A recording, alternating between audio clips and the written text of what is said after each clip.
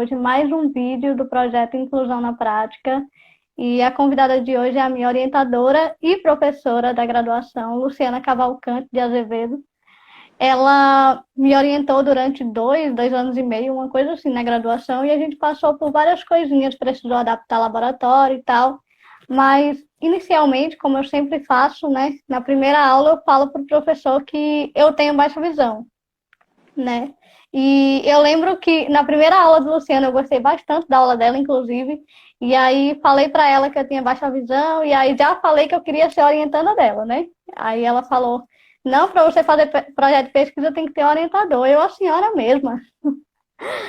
E aí, quando eu falei para você que eu tinha baixa visão e que eu queria ser sua orientanda, o que passou pela sua cabeça? Juana, foi bem tranquilo, porque assim, quando a gente trabalha com pesquisa, o primeiro critério para você escolher, para mim, né, principalmente, para escolher um aluno para te acompanhar durante a pesquisa, é que ele demonstre interesse. Então, já foi um aspecto muito positivo você ter vindo conversar, você demonstrar esse interesse, dizer que queria fazer a pesquisa.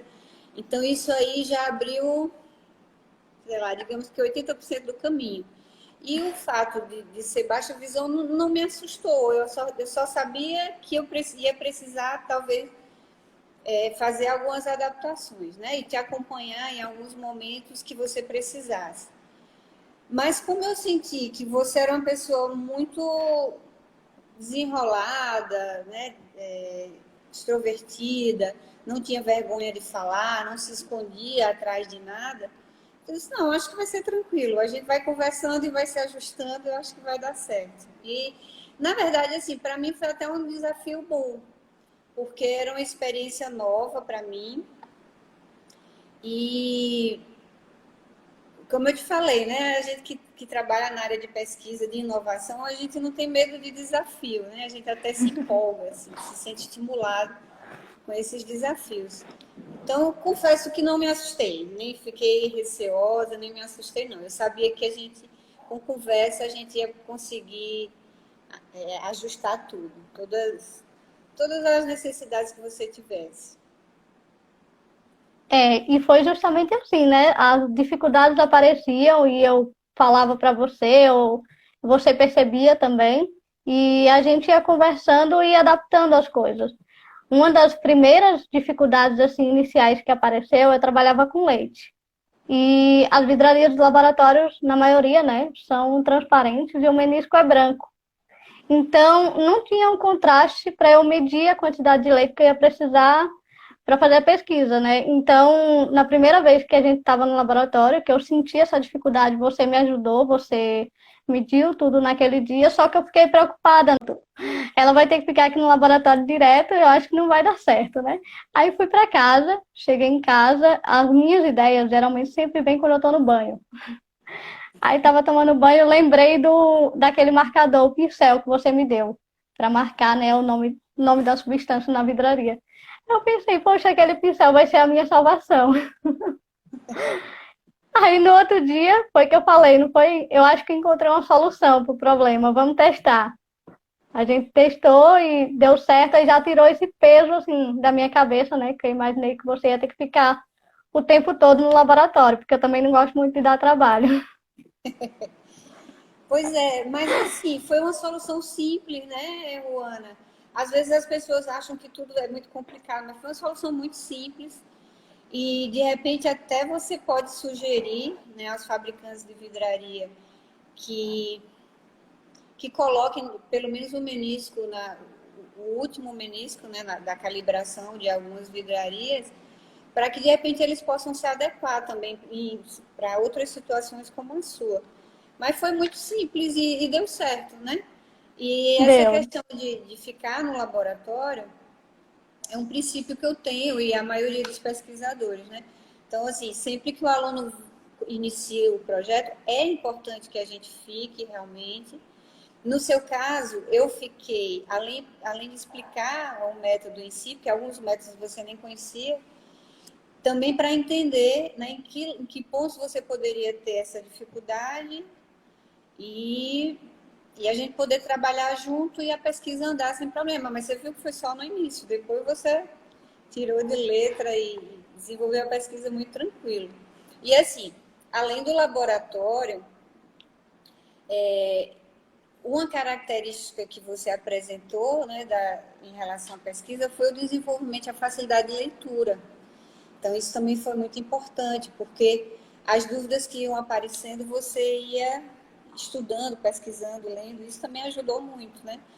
E independente da baixa visão, eu acho que você se esforçou e conseguiu superar isso facilmente. Tem gente que nem tem baixa visão e tem uma dificuldade enorme no laboratório. Então, assim, foi tranquilo. Eu acho que fica como lição para, né, outras pessoas também que tenham algum receio, que é só uma questão mesmo de fazer as adaptações que forem necessárias. Ir adaptando e conversando, né, com o orientador. Eu acredito muito nessa questão do diálogo, né? E a gente sempre surgia alguma dúvida, eu perguntava para você, ou às vezes também como que eu estava sempre pesquisando e tal sobre a metodologia, né, porque era algo novo. Às vezes até você vinha perguntar alguma coisa também, e a gente ia desse jeito, né, conversando sempre. Uhum. E aí foi. Pode falar. Não, aí as coisas, em todas as situações, quando tem esse diálogo, as coisas fluem de forma mais fácil. Para você, o que é inclusão na prática? Luana, assim, eu tenho uma forma muito simples de viver, né? E eu acredito que você, respeitando todas as pessoas da forma como elas são, já, já é uma maneira de você conviver bem. E, para mim, incluir é isso, é você respeitar, né? Entender que algumas pessoas têm algumas diferenças, algumas limitações, algumas excepcionalidades, e estar disposto, principalmente estar aberto a entender isso e conviver com essa pessoa da forma como ela é, né? Sem preconceito, sem rótulo, sem crítica, sem achar que é melhor ou pior. Então, assim, a minha maneira de viver ela é muito assim. E incluir é isso, é você respeitar, né? Não se achar superior em condição nenhuma, né? Nem porque tem título, nem porque tem dinheiro, coisa parecida. E enxergar o outro e enxergar as dores do outro, né? As dores que eu falo é quais são as necessidades, o que é que ela realmente precisa, de que forma você pode contribuir, de que forma você pode conviver com essa pessoa. E o principal é sem rótulos, sem criar rótulos. Sim, eu concordo com o que você falou. Bom, como professora, né? Você como professora no caso, que da forma como eu falei pareceu que eu era professora. É, Você como professora, essa questão da adaptação da prática pedagógica, você sente que isso é importante realmente? Para a inclusão, Sim, é importante. Só que, assim, todo mundo tem que ter em mente que o professor não é super-herói, né? Que a gente também tem nossas limitações. Então, tudo que você fez, a forma como você se comportou o tempo todo, dentro do curso, fez com que, aos poucos, você ficasse conhecida, né, por todos os professores e colegas, conhecida do ponto de vista de competência, né, profissional mesmo, e, e o tempo inteiro você brigou pelo seu espaço, então isso foi muito importante. Então não adianta você, assim, não ajuda você ter vergonha, você ser tímido, você não querer falar para não incomodar o professor, ou não querer falar para não interromper a aula, coisa parecida. Você tem que realmente expor, né, sua condição, que é uma coisa normal, para que todo mundo possa te entender e te ajudar. E aí quem tem que cavar o seu próprio espaço é a própria pessoa, né? E não ficar esperando que o professor, que o pedagogo, que a direção do campus, que todo mundo, né? Assim, ficar naquela posição de vítima e esperar que todo mundo corra atrás de você para resolver seus problemas, porque a gente também é difícil para a gente, né? A gente tem uma sala, uma turma que você encontra outros tipos de situação que o professor também precisa se adaptar. E aí é Sim. isso. É muito importante que venha de vocês também essa comunicação, né? Que vocês nos ajudem a ajudar vocês. Então, foi importante, né? No caso, na primeira aula, já falar para você sobre a minha deficiência, para você entender também, porque você sabe, né? Eu não uso bengala, então, assim, a minha deficiência não é visível. Você bater o olho assim e vê, né? Então, eu acredito que o fato de eu falar o que é já ajuda, né? É, muito. E aí pode ser assim, que no seu caso foi simples, né? Porque aí você solicitou ajustes na hora de escrever, nos slides, no material. Mas de repente pode ser um outro tipo de ajuda que a gente precise recorrer à direção do campus, né? Então é importante sim que você se coloque, se está entendendo, não está. Se o professor esqueceu de fazer o tamanho de fonte que você precisa, cobra de novo. E aí, e aí vai se ajustando, né? Fica mais fácil. Sim, você falou aí da questão de professor esquecer, né? Já aconteceu. Já, né? Eu ia atrás, né? Eu ia atrás para poder realmente, porque não tinha como, né? Eu fazer a prova com a fonte 12, né? Então, eu tinha que falar. Se eu não falasse, como era que eu ia fazer? É verdade. E eu acho que você abriu caminhos para outras pessoas também, sabe, Luana? É importante que todo mundo que tem alguma necessidade especial aceite isso numa boa, né? Se empodere, né? Porque, assim, existem os dons que são desenvolvidos, né? Quando existe uma certa carência de um lado, você desenvolve sensibilidades em outro lado. E é importante que o professor perceba isso. Né? Então, no seu caso, por exemplo, a gente percebia que você gostava muito da leitura, era uma pessoa muito curiosa. Então, o que uma provável dificuldade que você pudesse ter no laboratório era totalmente compensada nessa sua forma responsável de ser, de buscar a resposta. E aí, depois que você batia muito cabeça, se não encontrasse a resposta que você vinha para a gente, não entendi isso, como é que resolve? Né? Então, assim, sempre você foi muito independente. Eu acho que você tem plena consciência disso. E aí, eu queria te fazer uma pergunta, posso? Pode. Como foi a sua criação? Eu imagino que não tenha sido diferente dos seus irmãos e que não tenha sido aquela criação muito protetora. Porque você demonstra uma autonomia muito grande, você é muito independente. Se não segurar, você vai longe e some no mundo, né? Basicamente pela minha avó e minha mãe, né? Meus pais. Minha avó, ela tem esse instinto mais protetor. Mas minha mãe não. Minha mãe, se eu falar, mãe, eu vou ali em São Paulo, ela pode ir, se mande. Pois é, isso foi muito importante. Eu acho que isso fez um diferencial na sua vida. Né? Eu acredito muito nisso, assim, que, por exemplo, é natural, né, dos familiares querer proteger, e a proteção realmente é importante, mas não demais. Esse é o meu ponto de vista, né? É a forma como eu acho. Eu acho que no seu caso foi importante, fez todo o diferencial que você foi atrás, né? E sem ter medo de barreira nenhuma. Isso é muito legal. Sim. Você tem mais alguma pergunta? Não, por enquanto era isso. Não. Eu acho que, por exemplo, sua mãe, Ana, eu não sei, Ana é deficiência auditiva ou surda? Não sei qual a terminologia certa. Deficiente auditiva. Acho que seria Ah, isso. pronto. Luciana tem uma irmã, Ana, é a irmã mais velha dela. Ela é deficiente auditiva. E eu percebo que a sua mãe também teve essa criação parecida com minha mãe, porque a Ana também é muito independente, Muito, muito. Ela né? leva a vida dela normal, Não Uhum. precisa de ninguém.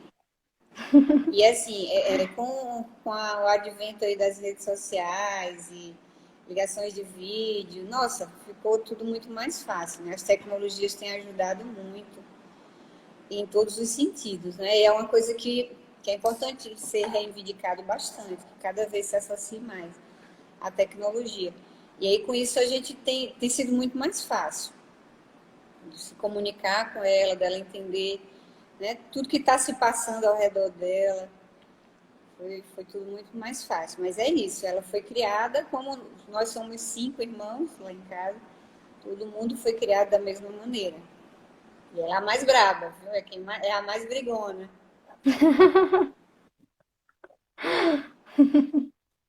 Não sabia disso.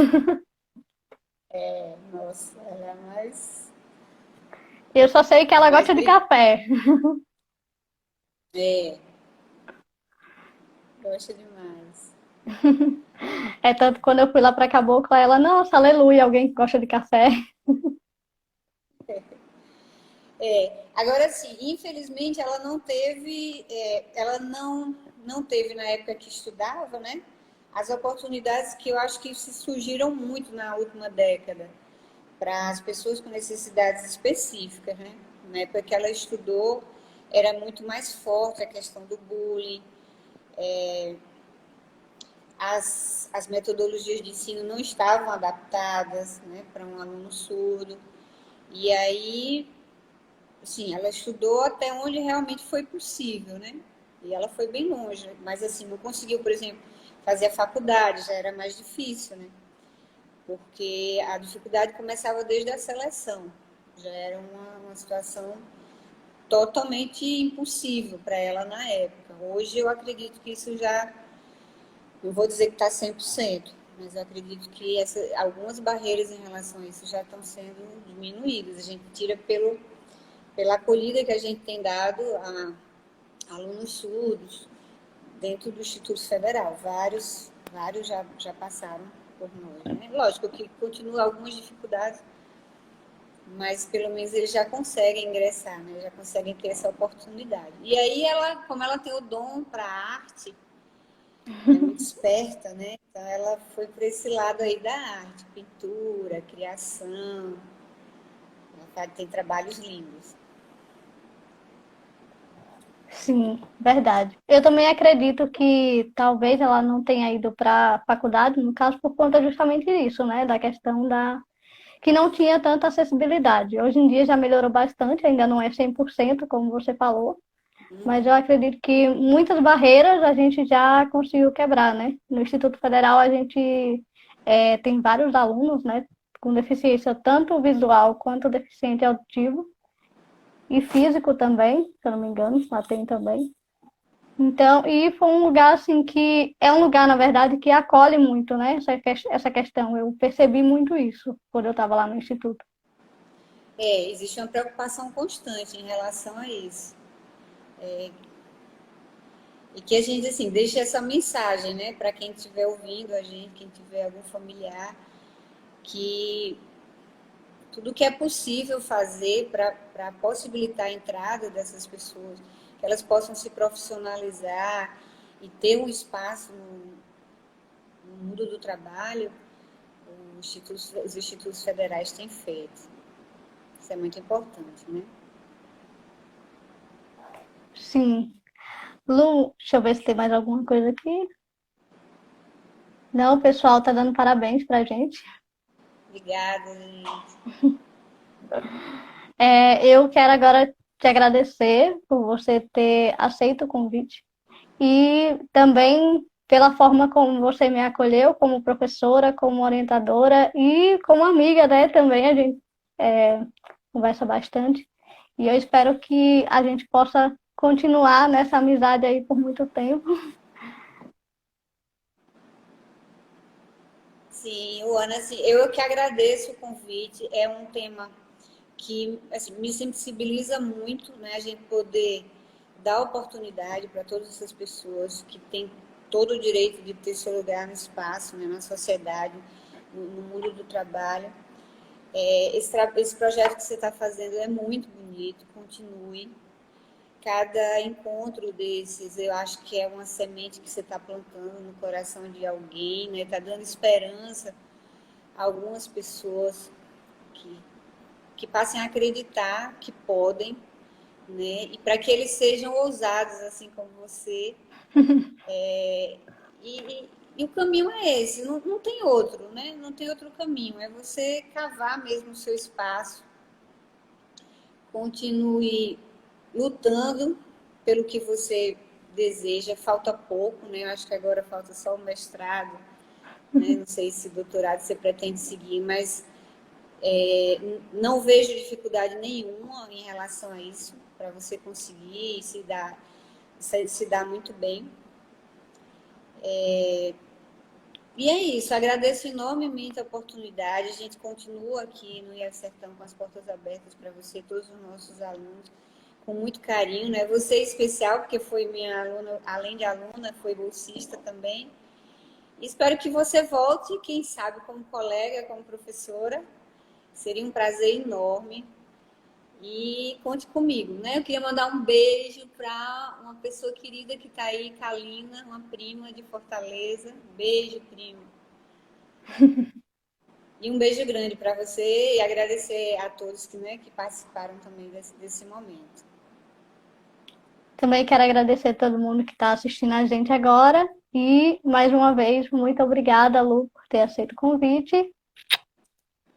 Beijo.